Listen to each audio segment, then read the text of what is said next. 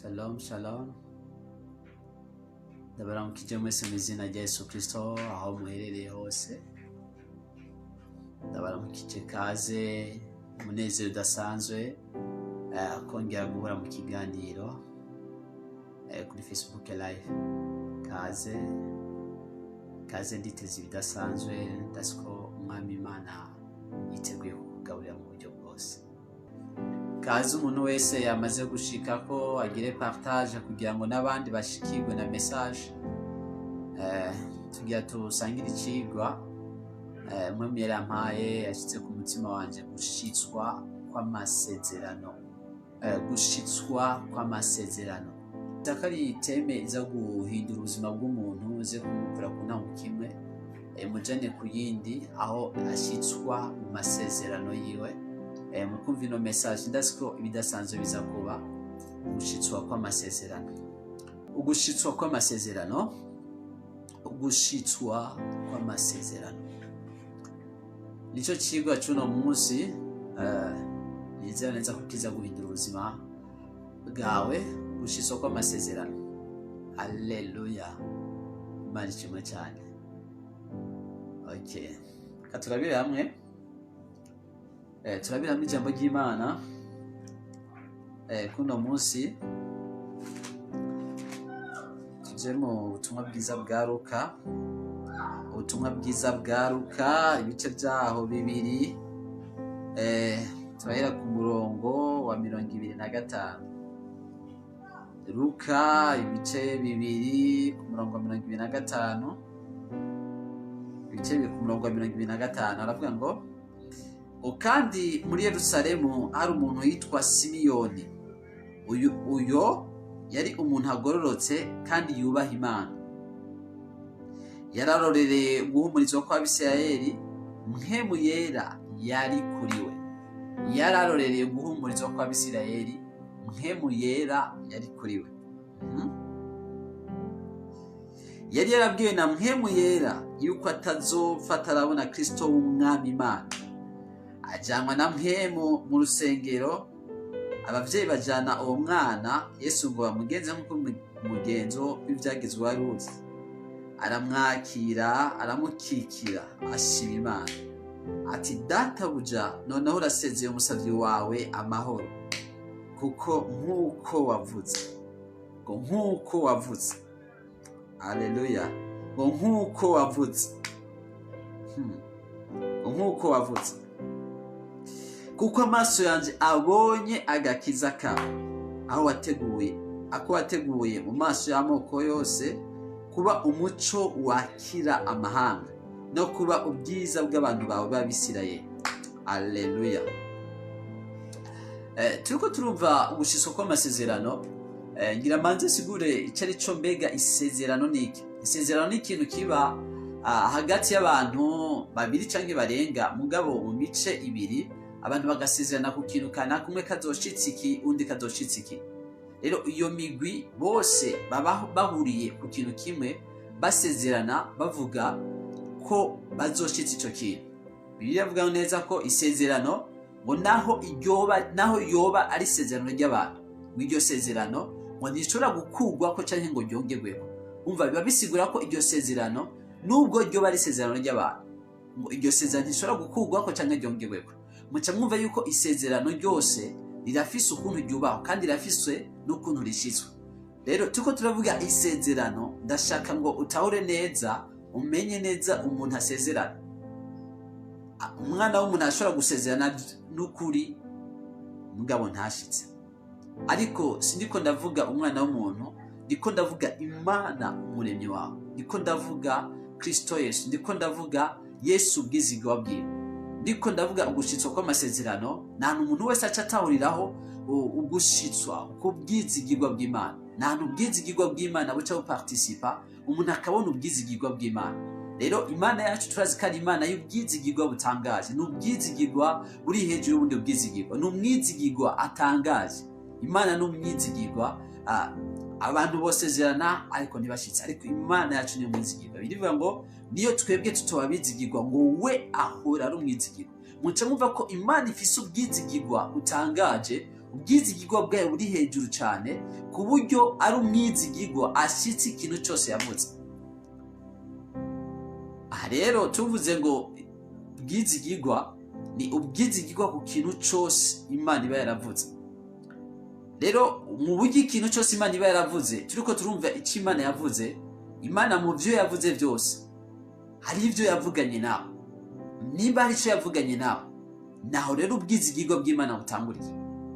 Ishobora kuba yavuganye nawe biciye mu ijambo ry'Imana, cyangwa biciye mu ndoto, cyangwa biciye mu iyerekwa, cyangwa biciye muri conviction, nk'uko umuntu uko Imana isanzwe ivuga, cyangwa ikintu kanaka, ikintu mwemu yari yateretse mu mwemu yawe, ukumva by'ukuri ko icyo kintu kivuye ku Mana, ukumva ko icyo kintu kivuye kuri mwemu yera. Aha niyo turabira ubwizigirwa bw'Imana. Ntaca turaba ubwizigirwa aha n'Imana, ni ku bwizigirwa bw'ivyo yagiye iravuga ku buzima bwawe. Imana no mwizigirwa ku ijambo ryayo byose yagiye iravuga, niho ubwizigirwa bw'Imana bugaragarira. Rero nshaka kugira ngo tutahurire neza ko mu byo yagiye irakubwira, ibyo yavuganye nawe, nabwiye ko ijwi ry'Imana umuntu ashobora kuryumva biciye mu ijambo ryayo, cyangwa biciye mu ndoto, cyangwa biciye muri conviction ibyo wumva wemezwa, cyangwa mw'ijwi ry'amahoro, cyangwa ikintu wumva by'ukuri wemezwa n'ijambo igihe uriko urasoma, ukumva ko icyo kintu kivuye kuri mpemu yera. Ico kica gicika isezerano Imana ibivuganye nawe, kandi ikagusezerana yuko icyo kintu kizoshika, kizokoreka mu buzima bwawe. Aha umuntu aca atangura kurabiraho ubwizigirwa bw'Imana, ukuntu Imana igenda ishitsa ibintu, ukuntu Imana igenda ishitsa ibyo yavuze. Ndazi neza ko turi kucigwa ubwizigirwa bw'Imana. Ni ubwizigirwa bw'Imana. Imana yacu ni umwizigirwa ku kintu cyose ivuga, ikintu cyose yavuganye nawe ni umwizigirwa. No musenje kubwira ko ni umwizigirwa kwije gushikana isezerano ico yavuze ku buzima bwawe. Tuza kurabira abantu muri Bibiliya Imana yagiye ibera abizigirwa mu buryo budasanzwe. Abagiye barabona ubwizigirwa bwayo, bagiye barabona gukora kwayo, ubwizigirwa bw'Imana. Uburyo ibintu Imana byose igenda iravuga ku mwana w'umuntu, ikintu cyose ijambo wagiye urakira, burya hari ibihe bigenda birashingwa ku buzima bw'umwana w'umuntu. Imana ikategekanya ibintu izogenda irashinga ku bikwerekeye uko ibihe bigenda. Biravuga ngo ni Imana ikuranye imyanya n'ibihe. Hari ibihe bigenda birakuranwa seho n'ibigenda ivyo ize yaravuze. Turabona ko Bibiliya cyane cyane igizwe n'amasezerano, igizwe n'ivyo Imana yagiye iravuga kera, uhereye mu kanwa kavugishwa n'Imana. Ibintu byose tubona muri Bibiliya niyo kuvuka k'umwami wacu Yesu Kristo, turabona ko havuga ngo ibyanditswe uno munsi birashitse, ibyanditswe uyu munsi birashitse. Rero ni ibintu byagiye biravugwa ku buzima bwawe ko ibyanditswe uyu munsi bishitse. Rero ndumva ko hari umuntu kanaka ari igihe ciwe yuko ikintu cyose, sinzi ikintu kanaka wizere, sinzi igihe wategereje ico kintu, ariko ndumva nemezwa mu mwemu yanje ko ari cyo gihe cyo gushitswa kw'isezerano ryawe. Nico gihe cyo gushitswa cy'ikintu cyose Imana yavuganye nawe, haba mu ijambo, haba mu ndoto, ikintu cyose Imana yavuganye nawe, ndumva ko ari cyo gihe cyo gushitswa kw'amasezerano. Alleluia. No gushitswa kw'amasezerano. Imana ishimwe cyane. Rero tuko turimo gushitswa kw'amasezerano, akandi kantu gakoreka mu buzima rukristo ni igikorwa cyo kwizera. Nta wizera ko iyo Imana yavuganye nawe kandi ari umwizigirwa ategezwa gushitsa ibyo yavuze. Rero tuko turumva ko ubwizigirwa bw'Imana burafatanye no kwizera ibyo yavuze, ukumva wemezwa ko ari Imana yabivuze. Rero abantu benshi Imana yagira aganiriza, abo yagira avugana, irabwira ibintu kanaka ku buzima bwabo, bagiye barayibona ibyo bintu bikoreka, bagiye barabona ubwizigirwa bw'Imana. Ngomba ninjire mu cigwa indani, ndashaka unyumvirize neza ahantu ngomba ninjirire.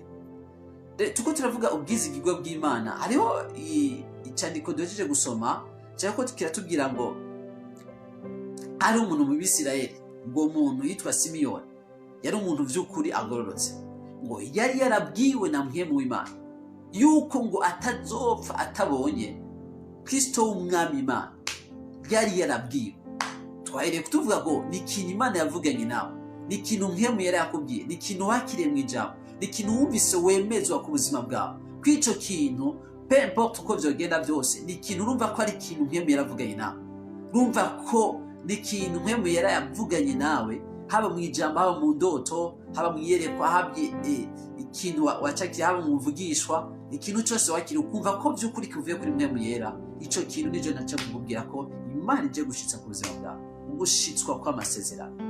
Alleluia. Hari ugushitswa kw'amasezerano, hari ugushitswa kw'ibikwerekeye. Rero uno Simiyoni yari yarabwiwe na mpemu y'Imana katazopfa atabonye Kristo mw'Imana. Mwico gihe mwuko gukuranwa kw'ibihe yari yarabwiwe na mpemu y'Imana. Mugano yari yarabwiwe finalite yuko atazopfa atarabona mwami w'Imana.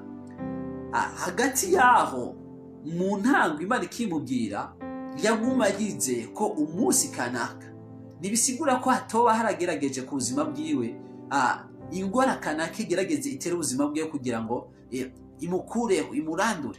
Mugabo hari ikintu, hari akantu yaguma yemezwa, hari ikintu yaguma cubakwa muri we, yaguma yizera neza ngo ndazi ikintu Imana yambwiye, ndazi ico yavuganye nanje ko ntazopfa ntabonye Kristo w'umwami Imana. Ingwara yoza, ibihuhusi byoza, muga hari ijambo nzi, hari ico umwami Imana yambwiye, hari ikintu yambwiye ko naho byogenda gute, peu importe, naho zikiza c'ingwara kanaka, naho zikintu kimeze gute, ndazi ikintu data yavuganye nanje, ndazi ikintu mpemu yari yavuga. Ibyoza nibiza, ariko hari ikintu yavuganye nanje, sinzopfa ntarabona Kristo w'umwami Imana. Ibiza nibiza, hagati yo gushitswa kw'amasezerano hariho periode umuntu acamo. Iyo periode kenshi Imana ntiyivuga, mugabo uko kuntu Imana ibivuze ngo hari ugushitswa ico kintu ibera kubwiye ku buzima bwawe. Hagati y'ivyo hari ibintu uhura navyo, hakaza n'ibintu imifundisha aho gukekeranisha ko ibyo wizeye by'ukuri atari ukuri.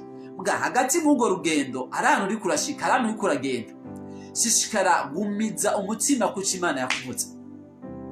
Alleluia. Hari ugushitswa kw'amasezerano ku buzima bwawe, ni igihe cyo gutambukira mu Imana yakuvuzeko, hari ugushitswa kw'amasezerano yawe. Alleluia. Amen. Simiyoni hari ikintu kanaka, hari ikintu cace, hariyo ibintu byaza muri Bibiliya ntibihabivuga ko, ariko igihe umuntu ariko aramedita ijambo ry'Imana, mpemu yarashobora gutahuza umuntu akamwereka ko by'ukuri naho yari yarabwiwe na mpemu y'Imana ntihabuze ibintu byinshi biza kugira ngo bihungabanishe ukwizera kwiwe. Akibaza mbega ni Imana yavuze canke nivyo niyumvisemo canke nivyo nagize iki, ariko yarumva yemezwa ko. Alleluia. Yumva yemezwa ko ari mpemu y'Imana. Yavuga ati uko vyogenda kose hari ugushitswa kw'amasezerano, hari ubwizigirwa bw'Imana, hari ico yavuze Imana izogishitsa. Biravuga ngo hakwica Imana yavuze kitoba, ngo isi n'ijuru vyova. Hakwica Imana yavuze ku buzima bwawe, isi n'ijuru vyova. Peu importe, biduga bimanuka, ariko guma wizeye, gumiza uco wizera. Biravuga ngo Kristo ngo niwe nyanduruko yo kwizera kwacu, nguwo kubw'umunezero ngo yashizwe imbere, ngo yihanganiye byose. Hariho ikintu, hari umunezero, hariho igicapo data yari yaramweretse, yari yaramubwiye ati by'ukuri wowe uzokwicara ku ntebe y'ubwiza. Aravuga ati ibyo biriko biraba ni bibe, ariko ndazi neza ko hari umunsi, hari igihe kanaka nzoba nicaye kuri throne, nzoba nicaye ku ntebe y'uburyo bw'Imana, nzoba nicaye. Alleluia. Hari ubwiza yabonamo, yaguma yihangana ibyo reka aracamwo byose, yaguma yihangana. Yavuga ati hari intebe, hari ndazi neza hari ico data yavuganye nanje, hari ubwiza mbona imbere, hari ikintu kanaka, peu importe ibiko biraba, ndumva hari ikintu data yavuganye nanje.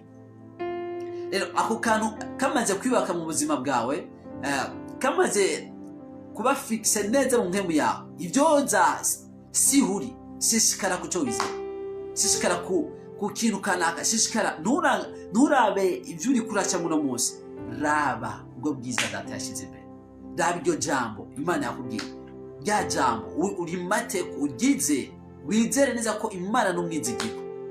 Peu importe uko byoza kose, hari ugushitswa kw'amasezerano yawe, hari ugushitswa kw'amasezerano yawe. Ndumva ko iki ari cyo gihe. Haleluya. Ndumva ko iki ari cyo gihe. Hari ugushitswa kw'amasezerano, hari ugushitswa kw'amasezerano adasanzwe. Haleluya. Hari ibyo Imana yavuganye nawe. Haleluya. Birigira ivuga neza ngo abahizi bo mu kwizera ngo bapfuye, ngo hariho n'abapfuye ngo bacize, bapfuye ngo bacize. My Jesus. Igihe nawe iryo jambo ati gute umuntu yopfa acize. Haleluya. tubona neza ko Yosefu yari yaracaka thank you Holy Spirit. Yosefu ari ikintu cyari cyarakorokeye mu muhemu yiwe, yarumva neza ko ico yizeye kidashobora gukugwaho, yumva ko ibyo yizeye peu importe uko byoza, yumva neza ko nimba nizeye ikintu ndazi ko ntegerezwa gushika ahantu mpamagarirwa gushika. Yosefu arabwira bene wabo, arabwira ati ndazi neza yuko Imana itazobura kubagenderera ngo ibakure hano. Haleluya.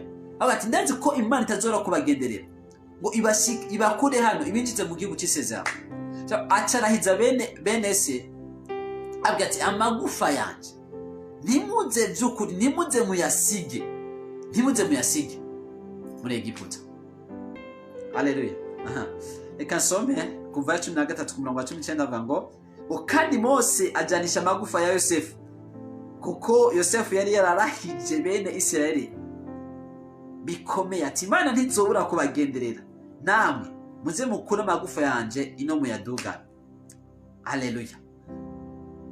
Iki ni gihe Imana yari yavuganye n'ubwoko bwa Isirayeli kizobakura mu gihugu cy'ubuja ibajane mu gihugu cy'isezerano. Yosefu yarafashe amagufa barayatwara. Ikintu no kubaza, mbega Yosefu yarashitse mu gihugu cy'isezerano cyane yagishitsemo? Yaragishitsemo. Haleluya. Yavuga ati uko byogenda kose ndizera neza ko ntegerezwa kuba ahantu Imana impamagarira. Ndazi ndemezwa mu mpemu yanjye yuko naho haguruka iki, numva ko ntegerezwa gushika Imana yambwiye, numva ko ntegerezwa gushika ahantu Imana impamagarira. Ico wizeye ntigishobora gukugwa. Kwizera ntigushobora ukwizera ntigushobora kudakora. Hari ugushitswa kw'amasezerano, abati ndazi neza ko Imana peu importe ibyo, ndazi neza icyo yavuganye natwe, ndazi neza ntizoreka kubakura, ntizobura kureka kubakura hano hantu, ntizoreka kubura kugukura ahantu kanakuri, aho hantu wibona uno munsi. Uko byogenda kose ndumva nemezwa ko tegezwa kuva mu ico kibanza tambukira mu kindi kibanza, mwinjira hanyuma riguhamagarira aho wabwiwe n'iryo jambo wakiriye, iryo ndoto wakiriye.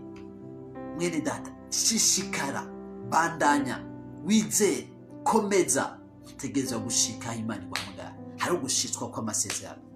Haleluya. Hari ugushitswa kw'amasezerano.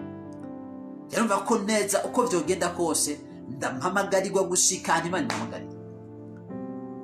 Imana ishimwe cyane. Iratubwira ngo ababaye abaheze ukwizera. Iratubwira Aburahamu ngo yizera yizigira itokwizigirwa. Haleluya. Ari gihe ushobora kwizera ibi bavuze birivuga ngo yizera yizigira itokwizigirwa. Ni bimwe birengeye ubwenge bw'abana b'abantu, bimwe ubibwiye umuntu adashobora kubitahura. Ariko Aburahamu yarizeye yizigira itokwizigirwa, anumva ko neza ikintu Imana yamubwiye. Arambwira ati Imana imuhamagariye kuja mu ahantu kanaka, birivuga ngo agenda atazi yaje. Mbwa yumva ko ari karongorwa n'Imana, yumva ko ari karongorwa no kwizera, yumva ko ahantu Imana, ndazi neza ko ikintu Imana nimba ari Imana ibigenda agenda. Miliyoni sinzi igihe byamutwaye, ariko ndazi neza ko igihe kitabaye gito, dushobora kuba haraciye imyaka n'imyaka, ariko igihe kanaka bivuga ngo igihe gikwiye gishitse Mariya Sami aravyara. Hari igihe gikwiye gishitse, ariko ubuzima bwawe hari igihe gikwiye gishitse, n'igihe cy'uko winjira by'Imana yavuze. N'ugushitswa kw'amasezerano gukorera, n'ugushitswa kw'amasezerano, n'ugushitswa kw'amasezerano, n'ugushitswa ku kintu cyose Imana yavuga, n'ugushitswa ku buzima bwawe. Haleluya. Simiyoni namwe ati yarabonye neza ko icyo Imana yavuze. Imana n'umwizigirwa ku kintu cyose yagiye avugana nawe. N'igihe cy'uko utambukira mu kintu cyose Imana yavuga, n'igihe cyaho utambukira mu kintu cyose Imana yavuga nawe. Wakira ugushitswa, wakira kwinjizwa mu bihe bidasanzwe, wakira kwinjira mu bihe kanaka, wakira komprisema ijambo ryose Imana yavuganye nawe. Cya kintu wizeye, cya kintu warindiriye igihe kirekire, mu mwaka weze waracizeye n'icyacamwo, urasubira urizera, urasubira urahagarara, urasubira urahaguruka mu kwizera, ariko ndumva kwika nicyo gihe cy'ugushitswa kw'amasezerano. Ino message ndumva kikwerekera, wowe uri kuramurikira nawe uzonkurikirana, ndumva ko ari gushitswa kw'amasezerano kubikwerekera. Haleluya. Hariho gushitswa kw'amasezerano. Hariho gushitswa kw'amasezerano. N'igihe cyawe utambukira aho Imana yakubwiye. Haleluya. Iyo twumvise gushitswa kw'amasezerano, reka turangize kuri ino verse. Abami ba mbere ibice byabo by'umunani ku murongo wa 15 aravuga ngo, maze aravuga ati uhoraho Imana y'Abisirayeli ati uhimbazwe, yashikije n'ukuboko kwiwe ibyo yavuze mu kanwa kiwe abarira data Dawidi. Maze aravuga ati uhoraho Imana y'Abisirayeli ati ahimbazwe, yashikije n'ukuboko kwiwe ibyo yavuze n'akanwa kiwe abarira data Dawidi. Uyu yari Salomo mungu wa Dawidi. Hari ibintu Imana yari yaravuganye na se Dawidi yuko atari wazokubaka ingoro, ariko umwana wari wazokubaka. Rero Salomo yisanze ari mu buvugishwa, yisanze ariko arakora, ariko arakompresa icyo Imana yari yaravuze. Aravuga ati urahimbazwe, yashikanye ico yari yarasezeraniye data, yabishikishije ukuboko kwiwe. Hari ugushitswa kw'amasezerano kubikwerekeye. N'igihe cyawe utambukira mu kintu kanaka Imana cyose yavuze ku buzima bwawe, wakira ugushitswa kw'amasezerano mu buryo budasanzwe. Haleluya. N'igihe cyo gushitswa kw'amasezerano. Rero ugushitswa kw'amasezerano umuntu ashobora gutahura, ashobora kudetecta, akamenya neza ko ari igihe. Ico gihe umaze kumenya ko ari igihe cyo kwinjira mu bikwerekeye, mwene data, n'ahantu utegerezwa kumenya ugasesi ugacakira akaryo kose Imana ivuga ku buzima bwawe. Haleluya. Kimwe Yesu arinjira mu isinago, bamuha igitabo ngo asome nk'uko byari bisanzwe biri. Mugabo Yesu agisoma avuga ngo uhereye uno munsi ibi byanditswe birashitse. Aramenya ko ari igihe cyo gutambukira muri sezo ye. Aramenya neza ati uno munsi niko ndavuga ibyanditswe birashitse. No munsi niko ndavuga ndatambukiye. No munsi uri kumva rino jambo ry'Imana no gutambukira ahantu hamagariwe gutambukira. Tujya turangiza. Shaka kuba utarakira Yesu umwami n'umukiza, shaka kuba utaramutumira, utaramuha ikibanza mu buzima bwawe, yarapfuye azira ibyaha byawe, yarababaje azira ibyaha byawe, arakeneye kuba mu mutima wawe. Yarakubabariye n'ahantu usabwa kwakira izo mbabazi za Yesu Kristo. N'ikibazo ukwiye kwibaza, mbega Yesu yoza uno munsi noja he? Mbega byoshika nkava mu mubiri, mbega noja he? Umva utari siyo neza yahoja. Nagufasha kwa Yesu umwami n'umukiza. Reka nagufasha wakira ingabire y'ubugingo bwashira atandi bonerwa atari muri Kristo Yesu. Ingabire y'agakiza, ingabire atandi bonerwa muri Kristo Yesu.